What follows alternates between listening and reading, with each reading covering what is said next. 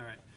My name is Stan Standards, and I serve as the police chief. The purpose of this press conference is to give you an update on a couple of investigations that are still unfolding as we speak. I'll begin with the investigation of a homicide that occurred late last night. On Tuesday, December 4th, the time is approximately 9:38 p.m. when the Abilene Police Department receives several 911 calls reporting an injured subject in the 1000 block of Cedar Street. Cedar Street is located in North Abilene. Responders discovered a male victim suffered from a single gunshot wound, and the family was in the process of doing CPR and being given instructions by our public safety telecommunicators. When patrol arrived, obviously fire and EMS then responded to the scene. They ultimately would transport the 27-year-old victim to Hendrick Medical Center, where he would die from his injuries. The victim is identified as 27-year-old Adam Joel Perez of Abilene, Texas.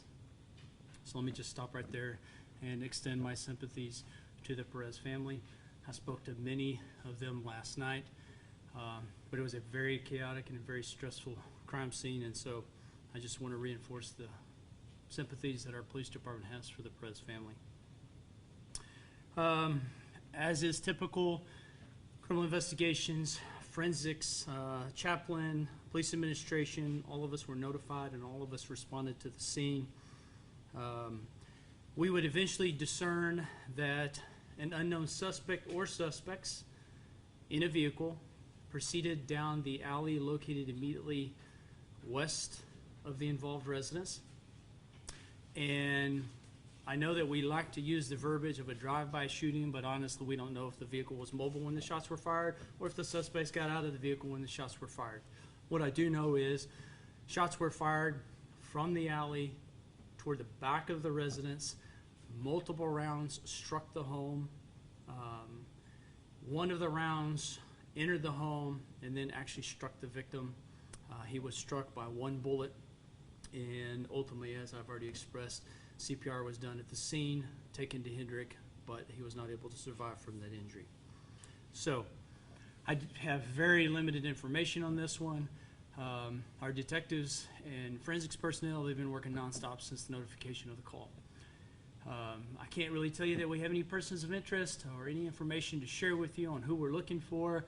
I can tell you that we have interviewed literally a dozen or more people in the early morning hours of this investigation, and we will continue to pursue this until we can bring some justice to the Perez family. Do you have any questions related to the homicide?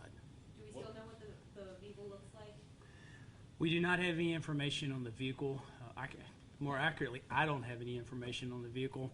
I spoke to Lieutenant Mark Watson with the Criminal Investigations Division on several occasions, and he didn't give me any vehicle information. So my tendency to believe is that at this point we don't have that information yet until we speak to the right people. Was the victim the intended target? Question was the victim the intended victim? In this case, I can tell you that the house was occupied by many people and by many children. As it relates to the motive and as it relates to whether or not the deceased was the intended victim, that would be pure speculation on my part until ultimately we speak to the person who's responsible. Had police been called to that house previously, and were neighbors complaining about the traffic at that house? Question was, have police been called to that residence before, and were neighbors complaining about traffic to that home? Are you referring to vehicle traffic or? Vehicle traffic. Vehicle traffic? Yeah, we heard from some neighbors saying that lots of traffic there. I can tell you that when we got there and we ultimately spoke to other divisions within our department and with the sheriff's office, many of the people knew the name of the deceased. And so there have been other investigations associated with the deceased and some of the other people who have come up in this investigation. So my biggest encouragement to our citizens of Abilene is this was not a random act of violence. This probably was a very specific targeted act of violence. And I tell people all the time, the two primary motivators for violence in our city continues to be domestic violence and drug abuse. At this point, we have no idea which one's applicable, if it is applicable in this case. I can just tell you it's very apparent this was not a random act of violence. Do you have a caliber of the weapon? Question was, do I know the caliber of the weapon? Yes, I do know the caliber of the weapon, but we're not going to release that yet. We've heard reports that it's a known drug house. Can you confirm that? Question was, can I confirm that it was a known drug location? There was discussion at the scene last night, but I'm not going to presuppose anything about that home. I have not reviewed any of the call sheets. I haven't spoken to our crime analyst yet. All of that will occur in the coming days. Mind you, we're just hours into this investigation. Is it just one weapon or more? Question was, is it just one weapon or more? It's a great question. The investigation and ultimately forensics will determine that.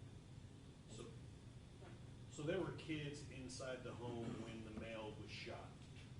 Question was, were there kids inside the home when the male was shot? The answer is yes. Do you have number of children and ages, like a general?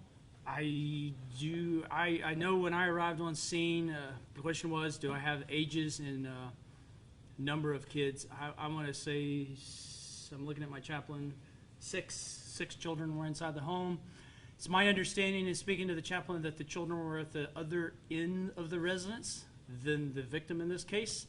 So there was some physical separation and obviously some wall separation, but y'all know as well as I do the danger of bullets. So one life was lost. This is going to be a very serious investigation for us.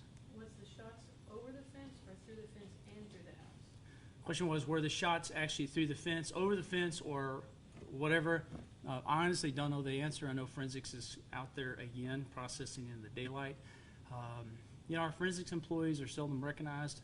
We have 3 full-time criminalists, and they do some remarkably dirty work. And so I just want to publicly recognize our forensics employees. CPS involved? Yes, that's a great question. Was CPS involved? Because of the nature of the crimes, because of all the history that we were learning literally in the first hour, Sergeant Mike Machado with Special Victims Unit made the determination that the kids need to be transported to the police department. Chaplain transported those children here, whereupon the family went through some interviews with Child Protective Services. And honestly, I have no idea what ultimately came out of that. I have no clue what the disposition was related to the children. Do we have an age range for the kids? Question was, do we have an age range for the kids? I know when I was there, I was helping with an infant all the way up to probably a teenager. What do you mean by helping? What does the police department do when there are children present at a scene like that?